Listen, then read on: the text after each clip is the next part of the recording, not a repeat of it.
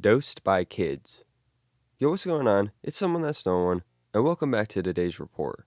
Today's report is coming from Tom off Earwood. When this happened, the year 2000.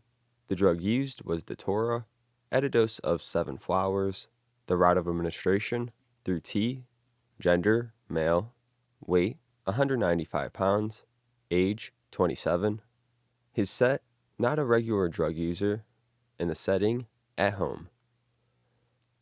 Alright, here we are back with another Datura report.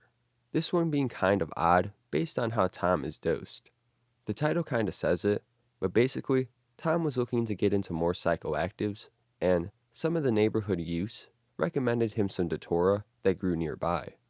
They give him a huge dose compared to what they've tried, and no one seems to have any idea about Datura being a deliriant. Tom ends up in a pretty messed up state. He ends up pretty hurt physically, and by his actions and behavior he describes throughout, it could have ended up much worse. We'll be breaking down Datura a little bit after the report as well, describe some of the dangers of taking it and whatnot. So, I'm sure you'll enjoy this report. Without further ado, let's dive right into this. I am a 27-year-old, and I do a lot of venturing to the astral plane without the use of any drugs. I was looking for something to open my mind even more. I'm friends with the neighborhood teens, and they told me of a flower that was growing in a neighbor's yard that they boil and drink to get high. They told me I should try it, so I did. They showed up that night with 7 fully blossomed flowers they were calling angel trumpets. They warned me over and over that the dry cotton mouth that occurs is severe and to have plenty of water around. They boiled the flowers in about 3 cups of water. I added a shitload of sugar to it, filled a large mug with ice, and poured the elixir into it. It was very yellow, like piss. It tasted fine, with a weird aftertaste. They didn't want any for themselves, so I drank it down rather quickly. Upon finishing, they informed me that they had only 1 flower when they got high. I immediately started to freak. I ran to the PC, got online, and tried to research angel trumpets ASAP. Then, it hit me. My body started feeling buzzy. It was almost numb. I started getting a very dry mouth. I mean, big time. So, I tried to chug water. I tried to walk, but I kept crashing, and I mean crashing hard. It was as if something was swinging me around, throwing me into walls. I could not walk. I was falling over everything. I crashed for the last time in the middle of the floor and passed out. I had not hallucinated. I woke up in the AM to my alarm clock. I have to be at work. When I woke up, there were 5 mentally insane, deformed, mutated small people on my couch staring at me. They would not speak. They would hiss at me. I thought they were real. I went to get my shotgun and they started to disappear. I saw a lady with no arms or legs, but it was my lamp. The hallucinations were crazy. I drank the potion down at about 10 p.m. that night. It was now 7 a.m. and I was seeing everything. I can go on and on about what I saw, but I feel it's irrelevant. I hallucinated in my car, driving to work. I work at a desk all day by a window. I hallucinated till around 3 p.m. that day. My eyes were dilated severely. They still are, and it's 3 days past. Oh yeah, I woke up in a puddle of blood. My hands and feet were cut, and I have a 50-cent piece-sized chunk out of the right side of my ass. Some sort of puncture. I have no idea how I cut myself. The best thing that came out of it is the fact that I know what is going to happen about 3 to 5 minutes in advance. I can see stupid things that are of no big meaning before they happen. The thoughts just appear in my head. Then they happen. I feel I had a major overdose and that I am lucky to be alive. My body is pretty torn up and I have no recollection of how it happened. Also the day after, I cannot remember anything short term. That was annoying. And my dog eyed me down when I awoke. He seemed like he wanted to growl at me. He was acting very weird. Oh yeah, I had managed to get to the bathroom in the midst of being thrown around. I tried to puke, but nothing came up. I had thought that I was going insane that morning, but now, 3 days passed, and I feel fine. Be careful. Do not overdose like I did.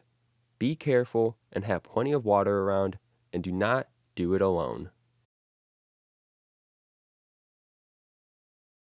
Alright, so here we are to talk again about Datura, which, in my opinion, it's probably the darkest delirium there is based on theme and consistency, but also based on its physical impact, which we saw a lot of in this report. Now, Datura is made up of three main anticholinergics. One we just covered recently, which is scopolamine, but it also includes hyoscyamine and atropine. Many deliriums are anticholinergics, and when overdoses happen, this is what will lead to the delirium and heavy physical side effects. Datura itself has seen many different uses throughout history, with use and knowledge of the plant being documented hundreds of years back. Spiritual usage has been shown in many Native American tribes. It has seen use in Hinduism, or places in South America, such as Haiti, with the relation of voodoo priest. It has also seen use as a potential medicine in the past, being a form of anesthesia or a painkiller. More commonly, though, it has seen a lot of use as a poisoning agent. Technically, Datura is classified as a poison due to its potential harm on someone. One of the biggest problems about it is the dosing. You won't know exactly how much of these three anticholinergics you'll be ingesting. Reason being is the amount of these tropane alkaloids is going to differ per plant. Not only this, but it may also differ greatly on which part of the plant you consume. There are other conditions you can note, like where it's grown, the weather conditions of it, but generally, when you take Datura, you're taking a big risk because you may have a heavily toxic Datura plant and may only need a little bit. There's no strong consistency in the dosing, making it like a game of Russian roulette in a sense. But even then, there are reports of it being used as a weapon. I think the most notable place it's happened would be India or Haiti, but there have been reports of Datura being weaponized all over the world, often with the intent of turning people into a zombie, where they're basically blacked out or in a delirious mess, leaving them subject to being robbed, kidnapped maybe, or giving up information they might not otherwise give, or could simply be with the intent to kill. And this can be simply done by throwing a fair amount of Datura powder into someone's face, which is probably the scariest part, how quickly and easily it can be done, especially if it is off a potent batch. Datura intoxication itself include many of the effects reported today. Delirium, of course, which is heavily defined by hallucinations that you can't distinguish from reality, confusion, disorientation, motor loss control, dehydration big time, sedation, tachycardia, increased body temperature, pupil dilation.